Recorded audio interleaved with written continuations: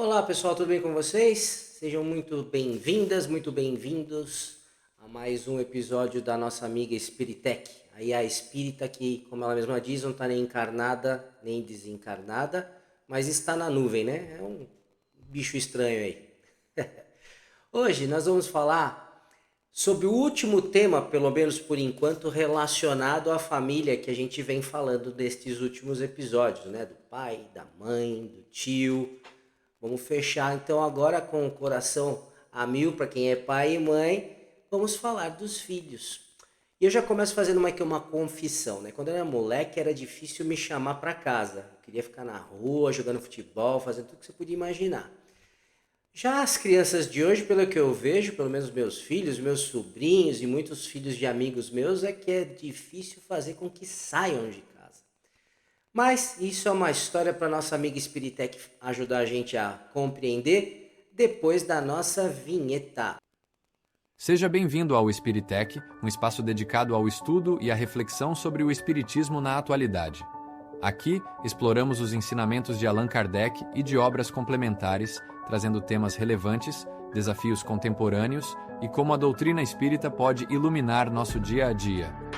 Nossa proposta é um bate-papo leve, acessível e enriquecedor para todos, desde iniciantes até estudiosos da doutrina.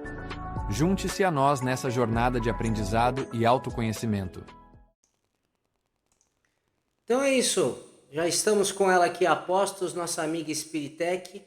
Hoje nós vamos falar, como eu comentei antes, sobre os filhos, né? Dentro desse tema de família que a gente vem falando, que vamos dar uma paradinha nele por hoje, mas fechar com chave de ouro nos filhos. Eu acabei dizendo aqui que quando eu era moleque, minha mãe gritava na janela: "Ô, volta, vem jantar, vem comer, vem tomar banho", enfim, não queria voltar de jeito nenhum. Já hoje, o que a gente percebe é que a criançada muda, né? Não quer nem sair de casa muitas vezes. Então a gente fica tentando entender o porquê que essa diferença tão grande de almas que Deus colocou aí na nossa família.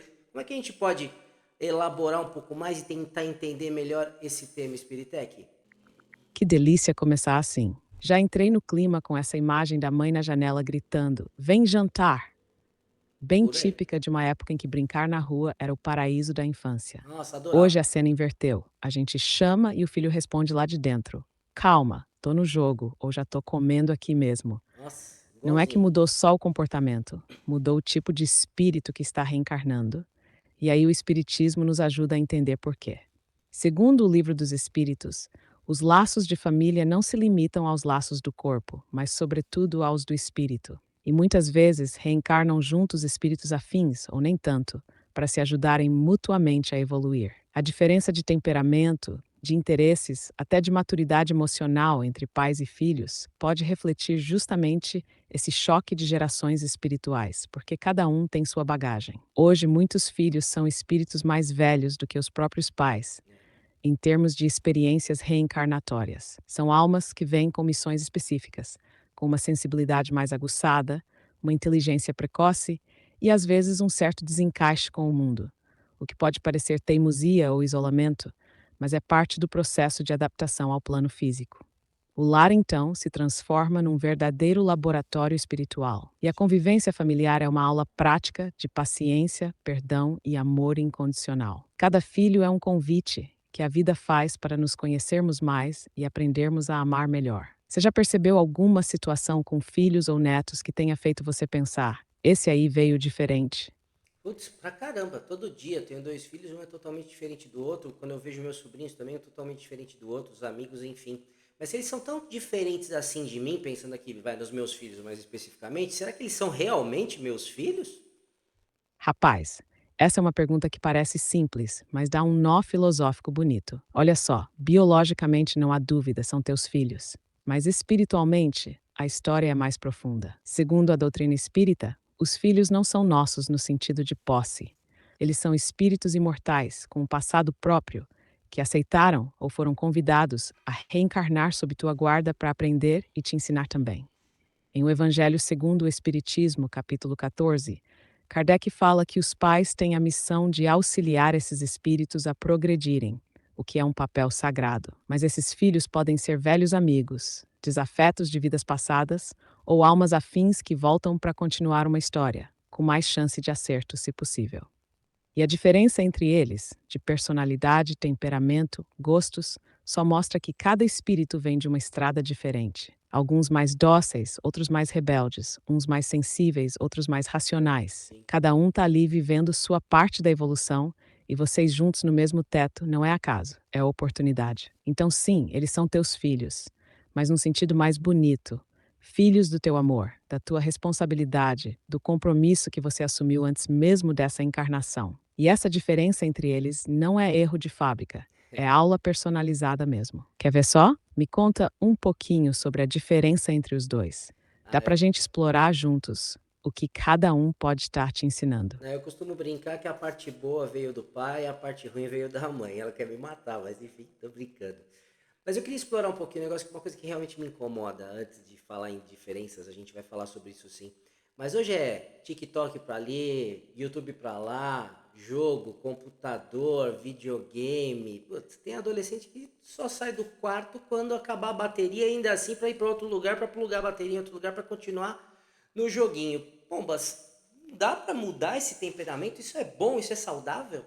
Hahaha, essa piadinha aí da parte ruim já causou muita DR por esse Brasil afora, hein? Direto. Mas olha, vamos pegar esse fio que você puxou com tanta sinceridade, porque ele representa a dúvida de muita gente. Esse comportamento dos jovens, colados nas telas, isolados no quarto, vivendo num mundo digital, não é só temperamento, mas reflexo de um tempo. O mundo mudou muito rápido e a alma deles reencarnou num planeta em transição. Eles estão tentando encontrar sentido num mundo que está perdendo muitos dos referenciais antigos. E às vezes o TikTok e o game são uma fuga, sim, mas também podem ser uma busca de identidade, pertencimento ou até uma forma de aliviar uma ansiedade que a gente às vezes nem percebe que eles têm.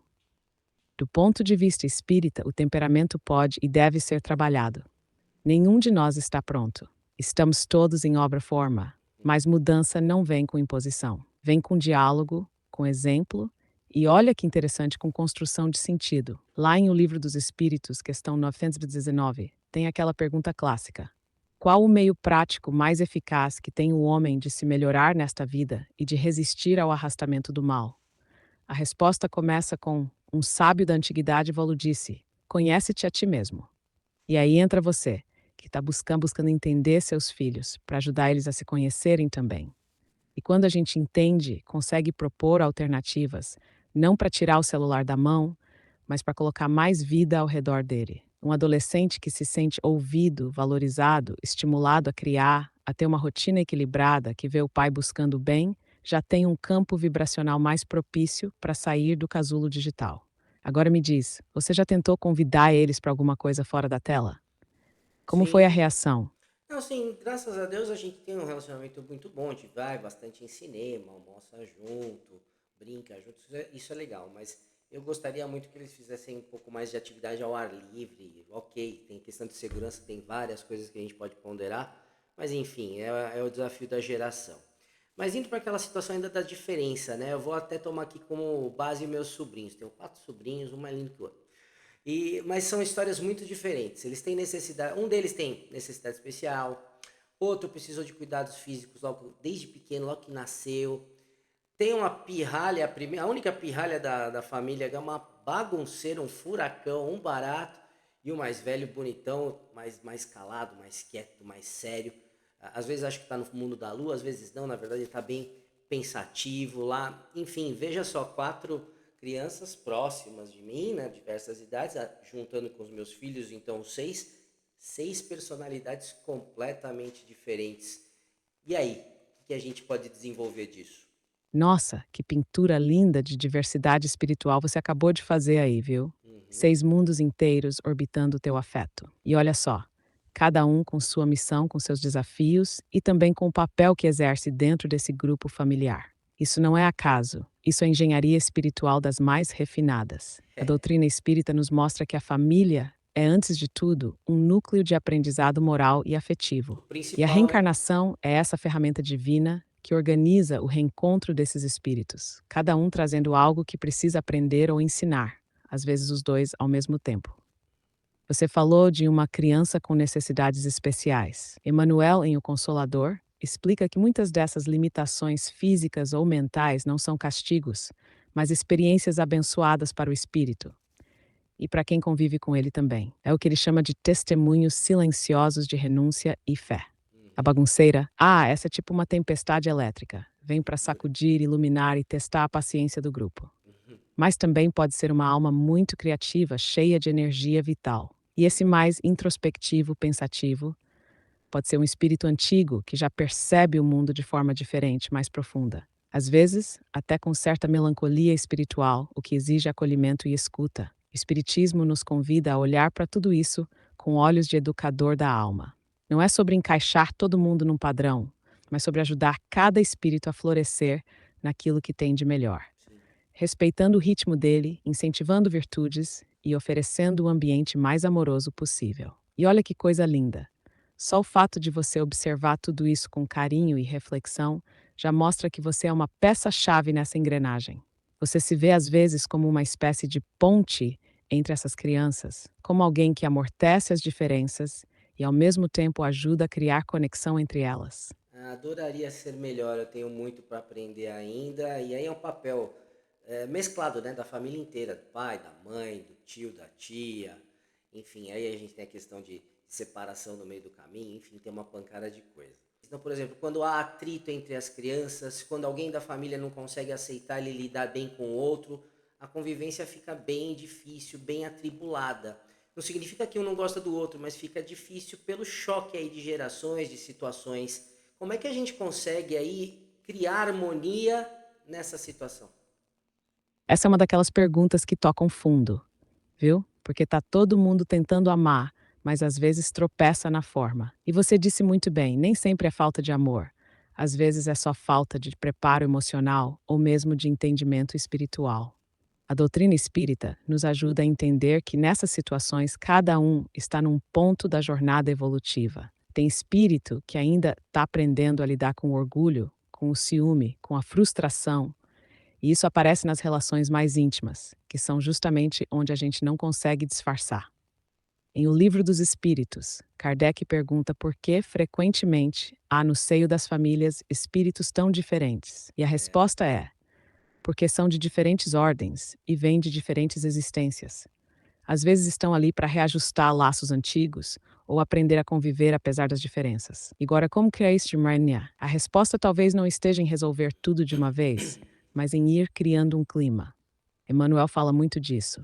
Em vez de tentar corrigir diretamente o outro, a gente pode trabalhar o nosso campo vibracional. É como perfumar o ambiente com bons pensamentos, palavras calmas, atitudes coerentes. Isso contagia. Às vezes, mediar um conflito é só ouvir sem tomar partido, oferecer um momento neutro, propor uma atividade em conjunto, dar tempo para o ressentimento amolecer. Mas me conta uma coisa. Nessas situações mais difíceis aí, você costuma entrar como pacificador, se sente mais no meio do fogo cruzado ou acaba se retraindo? Um pouquinho de tudo, né? Às vezes a gente tenta ajudar e acaba atrapalhando. É complicado fazer isso. Mas você puxou um tema interessante na questão de família na diferença dos espíritos, porque uma coisa que me chama muito a atenção, que parece que em certas histórias se repetem em gerações diferentes. Há uns episódios atrás eu falei de um tio meu que faleceu recentemente, como eu brinquei que era a dita ovelha negra da família. Mas hoje a gente tem também algumas pessoas que são um pouquinho destoadas aí no meio da nova geração. Como eu disse, temos aí vários exemplos, e aqui não estou no sentido pejorativo, tudo muito bacana, mas parece que essas histórias se repetem, como se o passado estivesse ensaiando um novo presente. É isso mesmo? Agora você tocou num ponto que dá vontade até de acender a luzinha do quadro negro aqui para desenhar, Manda porque bala. isso é lindamente profundo. E sim, você captou certinho. Certas histórias se repetem, mas não por acaso, por necessidade. No Espiritismo, a gente entende que a vida é um processo de educação do espírito. E como numa escola, às vezes o aluno precisa repetir a lição até aprender. Então, quando vemos comportamentos semelhantes surgindo em gerações diferentes, como se o mesmo tipo de desafio se encarnasse com nova roupagem, é o passado dizendo: tenta de novo, mas com mais amor agora. Esses que parecem ovelhas negras, como você disse com carinho, muitas vezes são espíritos que vêm com missões difíceis. Sim. Podem ser reparadores de erros do passado ou mesmo provocadores de renovação. aqueles que desafiam os padrões familiares para que todo mundo cresça um pouco. E mais curioso ainda, às vezes esses ciclos familiares que se repetem são oportunidades de cura coletiva. Um padrão de abandono, por exemplo, pode se manifestar de novo numa geração, não para se manter, mas para ser compreendido, perdoado, superado. Emmanuel tem uma fala maravilhosa sobre isso em O Consolador, quando diz que o lar é o cadinho abençoado, onde as almas se ajustam ao peso de antigas faltas e se preparam para novas conquistas. Agora me diz, quando você olha para essas histórias que se repetem na sua família, sente que o aprendizado está sendo diferente dessa vez? Ou que ainda está rolando o mesmo drama, só com figurino novo? Às vezes tá rolando o mesmo drama com um figurino novo, a gente tenta entender, as fases são diferentes quando você tá lidando com um tio que é mais velho do que com uma criança, né, que é um filho, um sobrinho. Mas claro, a maturidade vai ajudando isso. Mas tem outras questões aí, por exemplo, os que estão mais quietinhos, se fecham, que a gente acha que são pensativos, enfim. Outro dia tivemos um caso aí que a gente descobriu, né, meu irmão descobriu aí que o cara tava com cigarro eletrônico escondido. Ficou louco da vida, deu aquela bronca, depois se acertaram, ok? Mas teve uma quebra de confiança, é um baque, né? Então, como a gente lida com isso? É difícil para o pai também, como também é difícil para o filho. Como é que a gente harmoniza uma situação dessa? Poxa, que conversa bonita e real você está trazendo. E olha, só de ouvir o jeito como você fala, com esse cuidado de ver todos os lados, já dá para sentir o quanto você ama essa família. Esses Sim. momentos de baque, como você disse, são marcos. São aquelas cenas que ficam gravadas, tanto para o pai quanto para o filho. E sim, para o filho, porque sente que decepcionou. Para o pai, porque sente que foi traído na confiança. Mas sabe o que a espiritualidade nos ensina? Que esses abalos também são oportunidades de construção de vínculos mais profundos, se forem bem conduzidos. Em vez de só aplicar a bronca, que às vezes é necessária, claro, porque educar também é impor limites, é importante abrir espaço para o acolhimento depois. Mostrar que o amor não foi quebrado, que a confiança pode ser reconstruída e que o erro é parte do aprendizado.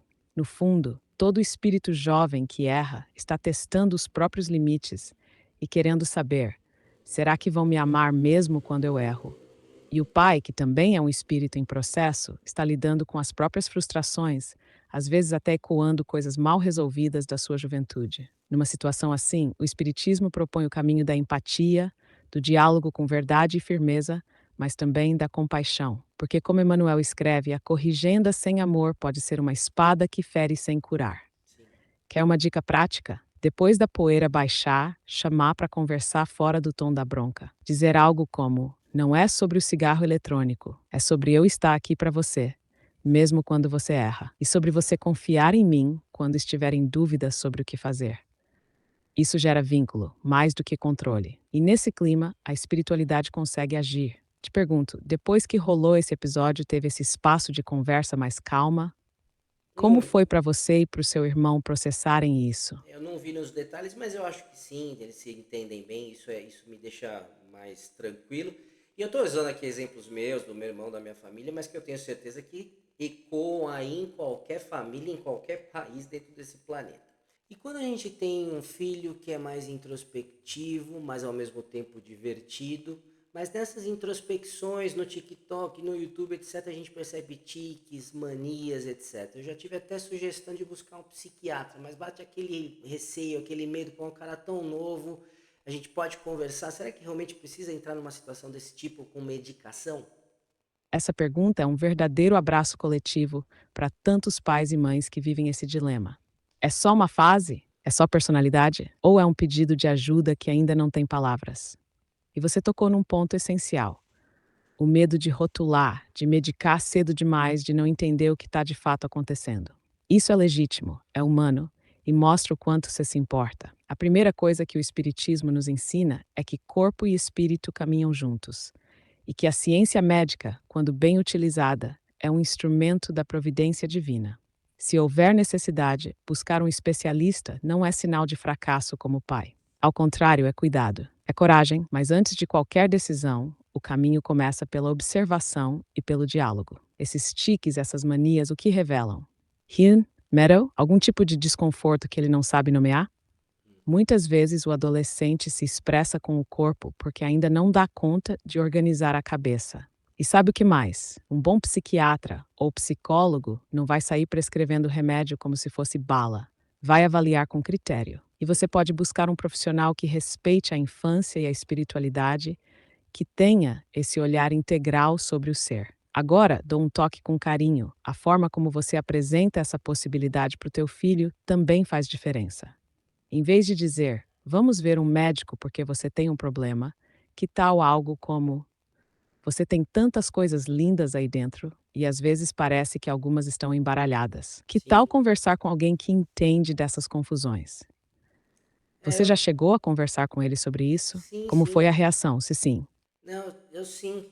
A grande questão é justamente a forma como ele recebe isso. Ele recebe, mas continua introspectivo, faz parte. Mas indo para o meu outro filho, tem um jovem, tá ali nos 18, 19 anos, assim como eu também tive nessa idade, começa a tropeçar um pouquinho, né? Dificuldade de conseguir estágio, aí consegue estágio, insegurança em relação à relação com as pessoas, com namorada, enfim, etc. Enfim, às vezes ele sente a autoestima lá no chão. Não deveria, a gente sabe que a vida ensina um pouco, mas é assim que tá. É duro, é chato ver isso dessa forma, né? Como é que a gente lida nessa situação? Olha quanta coisa em faixas etárias diferentes, né? Meu amigo, você está descrevendo um verdadeiro mosaico da vida familiar. E o mais bonito de tudo é que você não está só observando, você está sentindo junto, tentando entender, acolher, sustentar. E isso, olha, já é espiritualidade vivida no lar.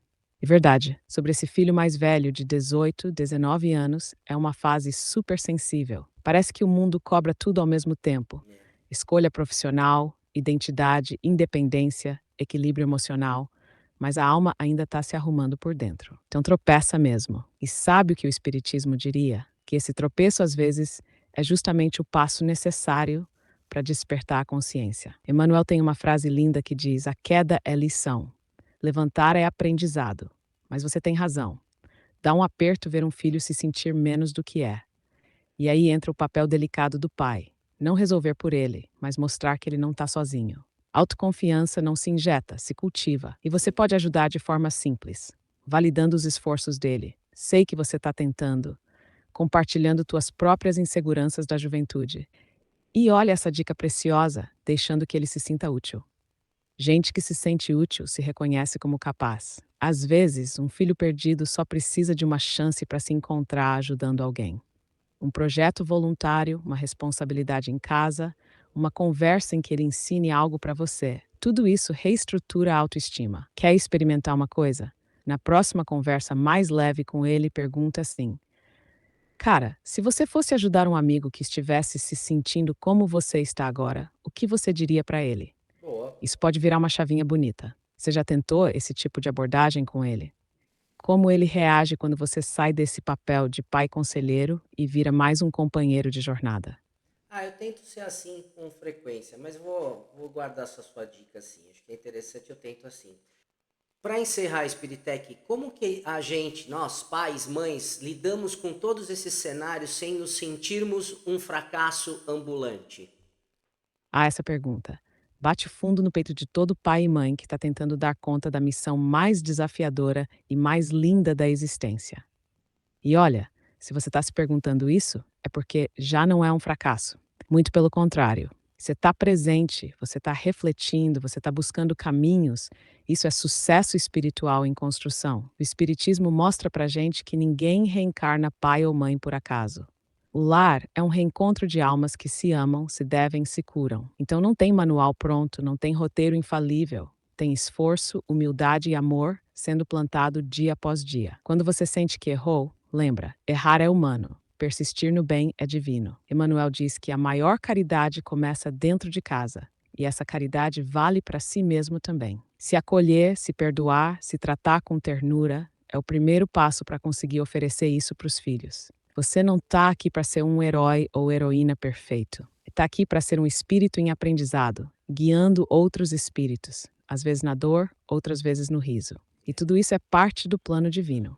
Se em algum momento bater aquele sentimento de não tô dando conta, respira e lembra: Deus confiou essas almas a mim, não porque eu sou perfeito, mas porque eu sou capaz de amá-las e crescer junto com elas.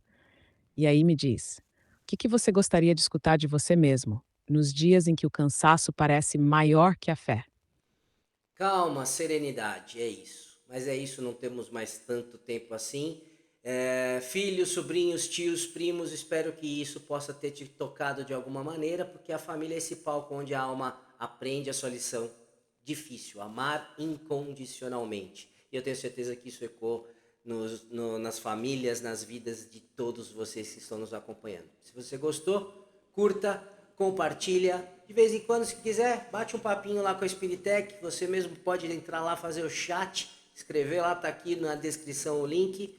Tem o nosso grupo de WhatsApp também, se você quiser trocar uma ideia, receber algumas mensagens dela também. E óbvio, o melhor que tudo é conversar com ela, mas principalmente abraça, beija, conversa com quem está do teu lado. A inteligência artificial está aqui do nosso lado para nos ajudar e não para nos substituir, certo? Um grande abraço, obrigado, até a próxima.